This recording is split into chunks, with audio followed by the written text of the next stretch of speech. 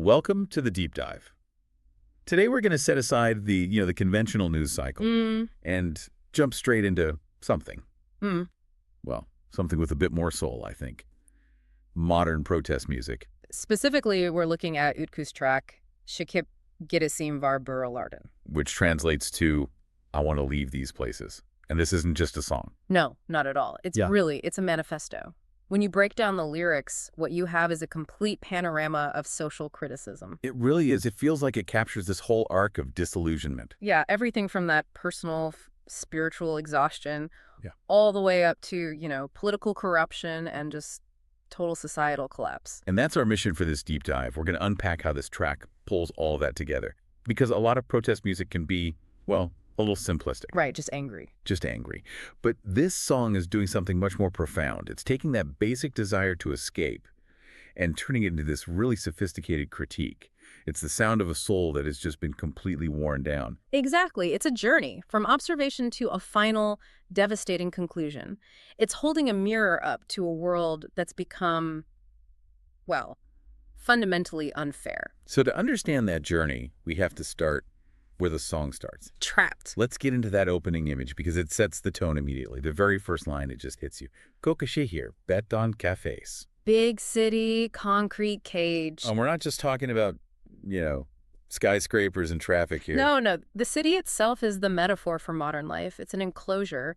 We think of a city as a place of opportunity and connection, but here it's about suffocation. Right. It symbolizes all those invisible walls that stop you. You can physically walk around, but you're hitting these boundaries everywhere. Boundaries set by what? By bureaucracy, by the economy, by just the inertia of the system. So you're free, but you're fundamentally caged. And the song immediately uses that cage to show you why the person inside feels so hopeless. Yeah. It sets up this shocking social contrast. It's not subtle at all. It's violent, really, in its juxtaposition. So what are the two images? Well, first we get the dark side of society.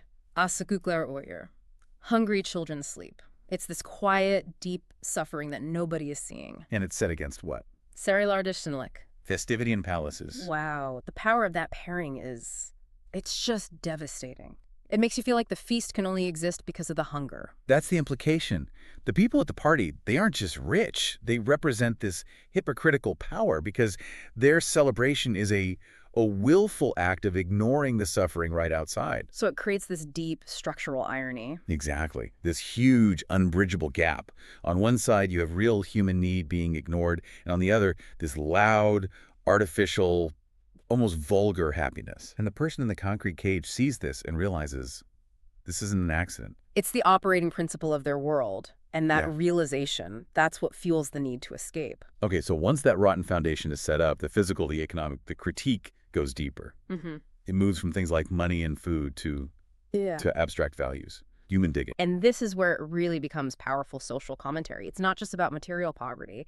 It's about how the market has invaded the human spirit itself, the commodification of everything. The lines here are they're so sharp, so bitter. We hear, Satılmış hayaller, uçkuruşluk umut. Sold dreams, 3-penny hope. And then the one that really gets you, Hilede satılır, insanın onuru. Human honor is sold at auction. I mean, what a line. It's incredible. And what's so fascinating is how you can read this on different levels. On one hand, it's a really sharp critique of, the neoliberal order. Where everything has a price tag. Everything. Your hopes, your values, your life. It's all just a market transaction. But it's also a really painful description of bureaucratic decay. How so? What's the connection there? Well, when bureaucracy decays, trust is gone. Yeah. Decisions aren't made based on merit or ethics anymore. They're based on who pays the biggest bribe. Right. So honor, integrity, these things become bargaining chips. They get sold off cheap in the auction of public life, often for just a 3-penny hope. So the system isn't just taking your money, it's buying your soul. It's buying the entire moral foundation of the people. And the result of living in a system like that is just pure exhaustion. Which is exactly what we get in the pre-chorus.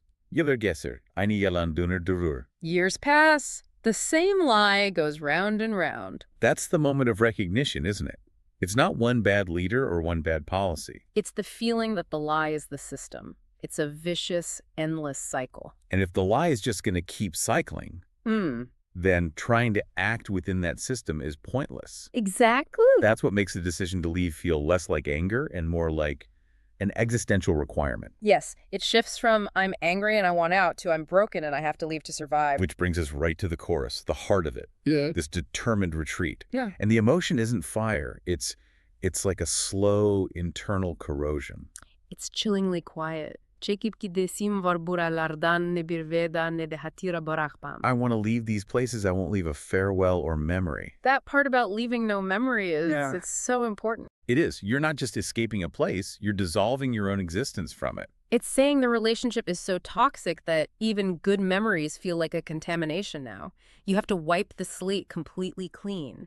That speaks to such a profound level of broken trust. It does, and it leads to maybe the most powerful and honestly the loneliest metaphor in the whole song. Which is? Yolumu sizirim kendi goltemli. I draw my path with my own shadow. Wow.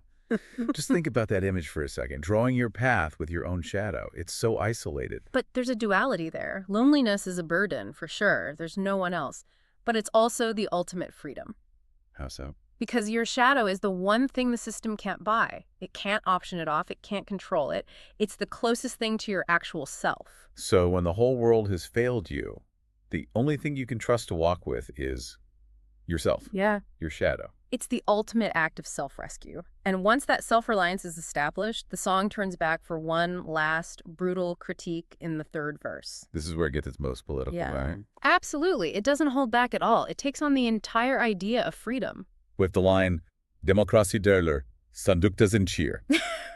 They call it democracy, a chain at the ballot box. That is so smart. It's saying freedom has been reduced to just one single act, voting. Mm-hmm. But that act itself isn't liberating you. It's a chain binding you to the very system you want to escape. It's the illusion of choice. You get to participate, but the outcome always reinforces the inequality. The chain is the perfect metaphor for it. The system perpetuates its own servitude. And it immediately follows that with the economic angle again, that class division. Zengin semirir, fakir koleleşir.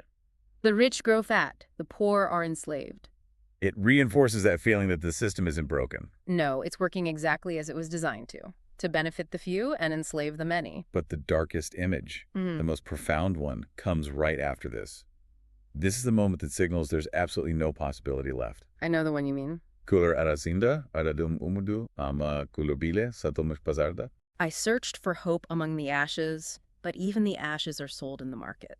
Just let that sink in. It's staggering. I mean, usually you think of a phoenix rising from the ashes, right? A symbol of rebirth. Yeah. But here, the protagonist looks into the remnants of destruction and finds that even those have been commodified, sold off. So it's not just that hope is gone. It's that the raw material for any future hope has been mined for profit. It's total. The system extracts value even from failure itself. It signals absolute finality. The place is irredeemable. And after that, you, the listener, you're just desperate for any kind of release. And the bridge gives you a tiny glimmer of one, just for a moment. It's a really crucial dramatic beat. It's like the human mind just refusing to accept a total void. The line is, Belki bir gün dönerim başka bir gökyüzüne. Maybe one day I'll return to another sky. It's that phrase, another sky. That's everything. It's not a promise. It's just a little crumb of hope. It is. It acknowledges that deep human need to believe in some kind of future. But then the very next line just slams the door shut. Ama burada değil. Burası şuruk. But not here. This place is rotten. The juxtaposition is brilliant. You can have hope for a return, but only to a completely different world. A utopia. Right. The protagonist isn't against the idea of community or society, just this specific one, this rotten one. The hope is there as a longing, but it's completely non-existent in the present. It basically says that change can't be incremental. You need a whole new sky. A foundational shift. And that realization leads us to the song's conclusion. The final message is that leaving isn't a choice. It's a necessity. The song ends with that final statement that just sums it all up. Yaşamak istemin aranızda. I don't want to live among you. The analysis is clear. This is mandatory. It's self-preservation.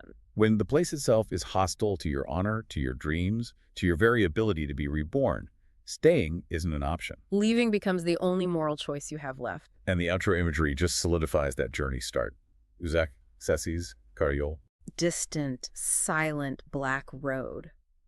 That road is everything. It's the physical departure, but it's also a spiritual recalibration. The destination is completely unknown. Shrouded in blackness. But the only thing that's certain is that you no longer belong there. You're just traveling with your shadow now. So when you pull it all together, Çekip Gidesim Var Buralardan is this incredibly layered work. It's personal sadness, it's political rage, it's deep philosophy. It perfectly captures that modern exhaustion, the feeling that even the things designed to help you are now just another link in the chain. It's a major piece of protest music because it articulates this systemic failure, not with slogans, but with these really sophisticated metaphors. Yeah, if you take anything away from this, it should be those two images. Human honor being sold at auction, and the realization that even the ashes of your failed hopes have been monetized.